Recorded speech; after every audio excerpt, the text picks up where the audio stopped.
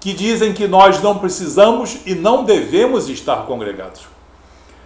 Quem são esses que se passam como homens cristãos, que dizem conseguir ver muito mais longe, além do próprio horizonte, que têm um entendimento maior do que eu, ou um entendimento maior do que você, e que o nosso lugar é nos apegarmos ao Espírito Santo, porque ele habita em nós, e Deus não habita em templos feitos por mãos humanas.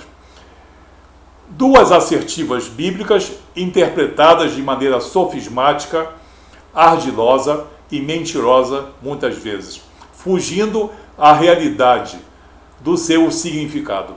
O que significam esses textos? Vamos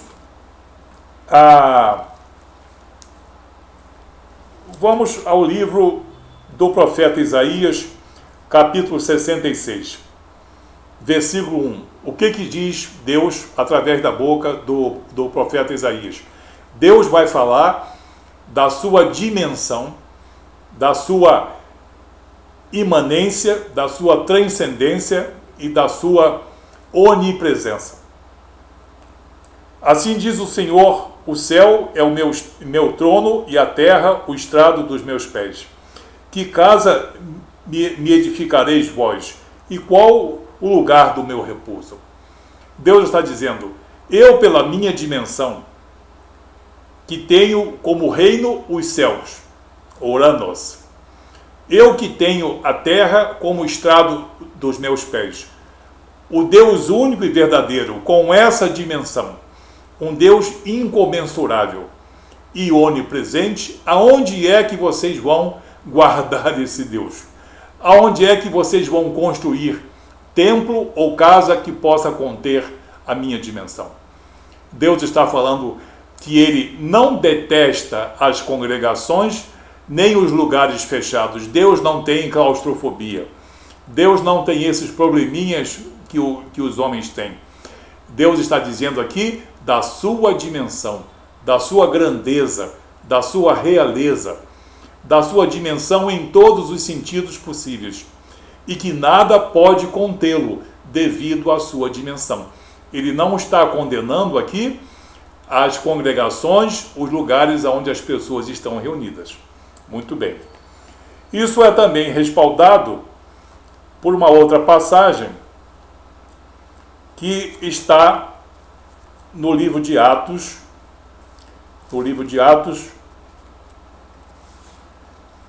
capítulo 17, versículo 24, que é um texto semelhante, dito pelo apóstolo Paulo, em Atos dos Apóstolos, capítulo 17, versículo 24, ele discursando em Atenas.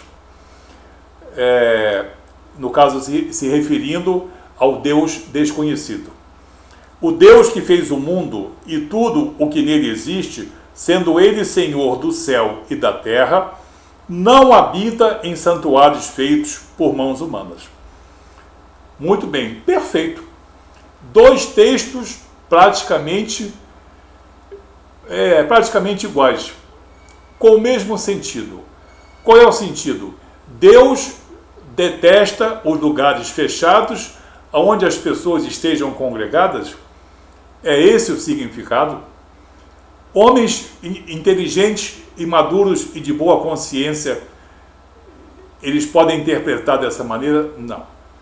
Jovenzinhos rebeldes é que fazem isso, criando uma teologia paralela e andam enganando muita gente. Os dois textos falam da dimensão de Deus, de que Deus não está restrito, Deus não está confinado e não existe lugar na terra que possa caber a dimensão de Deus, porque ele é simplesmente espírito puro, onipresente, imanente e transcendente. Para o Espírito Santo de Deus não existe o dentro, nem o fora, nem o perto, nem o longe, nem o alto, nem o baixo. Ele não está mais presente aqui, nem está mais presente acolá. Não há lugar nenhum em que ele não possa estar, porque ele está em todos os lugares, senão nós estaríamos negando o princípio teológico universal, indiscutível, da onipresença, da imanência e da transcendência de Deus. O que Deus está falando aqui não é contra nós estarmos congregados, porque Ele não habita aonde nós estivermos presentes. Que coisa absurda, não é mesmo? Mas é isso que muita gente prega, usando o texto bíblico. Não, vocês vão esvaziar as congregações, porque nós temos aqui, no profeta Isaías e no apóstolo Paulo, duas passagens dizendo que vocês têm que abandonar urgentemente as congregações, porque se vocês creem realmente em nosso Senhor e Salvador Jesus Cristo, não há motivo para vocês estarem sujeitos a líderes, nem sujeitos ao perigo de estarem congregados. Homens que naufragaram na fé, como Paulo diz a Timóteo. Homens que naufragaram na fé e perderam a boa consciência. Então Deus está falando aqui da sua grandeza, da sua onipresença. Não existe para mim, Deus, o dentro e o fora, o ausente e também o presente. E quando vocês se convertem a mim, eu atuo em vocês. E quem é que pode limitar a vontade de Deus? Me diga uma passagem ou alguma pessoa muito espiritual que possa dizer de um lugar onde o Espírito de Deus não possa habitar. Não existe, mas está lançado o desafio. Muito bem. Então, é certo ou errado nós estarmos congregados? Certíssimo estarmos congregados. Existe algum respaldo a nós não estarmos congregados? Não, nenhum. Porque os textos que falam de que Deus não habita em templos feitos por mãos humanas é um texto que é dito com um sentido, mas os inimigos das congregações interpretam de maneira falaciosa, de maneira maldosa, de maneira mentirosa. Vamos ver outros textos aqui. Vamos ver em Coríntios, o que Paulo diz aqui em Coríntios, 1 Coríntios. 1 Coríntios, capítulo 3, versículos 16 e 17. Olha bem o que diz o apóstolo Paulo. Não sabeis que vós sois santuários de Deus e que o Espírito de Deus habita em vós? Verdade? Sim, é verdade. Ele habita em nós como? Se ele é onipresente, como é que ele habita em nós? Ele atua em nós. Ele nos capacita, fortalece e também exorta e também ensina. Se alguém destruir o santuário de Deus, Deus o destruirá, porque o santuário de Deus que vós sois, que sois vós, é sagrado. Muito bem. O nosso corpo passa a ser sagrado quando nós nos convertemos e o Espírito Santo de Deus passa a atuar em nós. Assim como Deus não está restrito nem no lugar de dentro, nem no lugar de fora de uma congregação, o Espírito Santo de Deus não está cativo dentro de nós, nem cativo fora de nós. Ele não está, no caso, ausente porque nós somos cristãos, nem está ausente ao nosso derredor, porque ele está concentrado em nós. Isso não existe. O Espírito, ele não se condensa. Isso é magia. O Espírito Santo de Deus, ele é Espírito puro e onipresente. Ele atua em nós. Ele não está dentro de nós. Essas passagens todas são interpretadas de maneira maliciosa. Entendeu? Permitindo que a letra leve pessoas ao engano e fugindo ao verdadeiro sentido. Mas isso é muito frequente, até no cristianismo.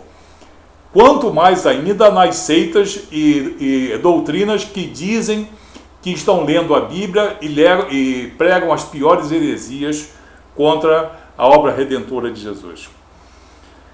Nós vimos aqui em 1 Coríntios, capítulo 3, versículos 16 e 17, que mostra que o Espírito Santo de Deus atua em nós, nos capacita, nos fortalece, nos exorta e nos ensina. E nós somos templo, nós somos santuário do Espírito Santo, porque nós somos representantes, segundo a vontade de Jesus, da sua soberana vontade e da obra que ele exerceu em nossas vidas. Tudo o que eu digo, as minhas atitudes, as minhas palavras, as minhas decisões, os meus gestos, as minhas abordagens são vistas pelo grande público, que é cristão e a maioria não é cristão.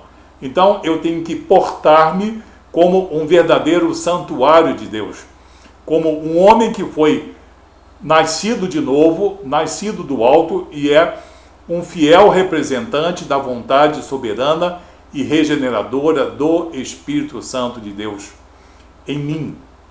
Não que eu esteja prendendo dentro de mim, com a minha pressuposta honra, o Espírito Santo de Deus. Vamos a outra passagem, está no capítulo 6. Capítulo 6, versículo 19. Mesma coisa. Para mostrar que existe respaldo bíblico, inclusive para as pessoas deturparem as passagens bíblicas. Acaso não sabeis que o vosso corpo é santuário do Espírito Santo, que está em vós, o qual tendes da parte de Deus, e que não sois de vós mesmos, e que não sois mais de vós mesmos? Porque fostes comprados por preço, quer dizer, preço alto, o sangue remidor de Jesus. Agora, pois, glorificai a Deus no vosso corpo. Mesma coisa. Nós somos homens e mulheres cristãos, portanto, nós somos testemunhas da obra redentora de Jesus. O que nós pregamos, o que nós dizemos, como nós nos comportamos, as ênfases que nós damos, mostram quem nós somos. Se nós somos pessoas do mundo ou se nós somos pessoas regeneradas e nascidas do alto. Se nós temos autoridade, se nós temos ousadia na palavra, ou se nós somos tímidos no conhecimento de nosso Senhor Jesus Cristo. Agora, isso é a verdade bíblica, que o Espírito Santo de Deus atua em nós. Mais uma passagem bíblica, mas não está dizendo que o Espírito Santo de Deus agora não atua nas congregações, porque ele foi concentrado dentro de cada um de nós. Vejam que as próprias Escrituras, que são fonte de tanto ensinamento bonito, são também, nas mãos de pessoas maliciosas, instrumentos das inverdades, das heresias e de coisas mesmo profanas, que só prejudicam as pessoas. Não pessoas como eu, não pessoas maduras como você, mas pessoas suscetíveis, pessoas ingênuas, pessoas incautas, que leem, porém não sabem interpretar devidamente a passagem bíblica. Cuidado com esses que querem ver você cada vez mais longe do teu irmão. Eles têm os mais diversos interesses, que nós não vamos aqui comentar. Que Deus abençoe a todos em nome de Jesus.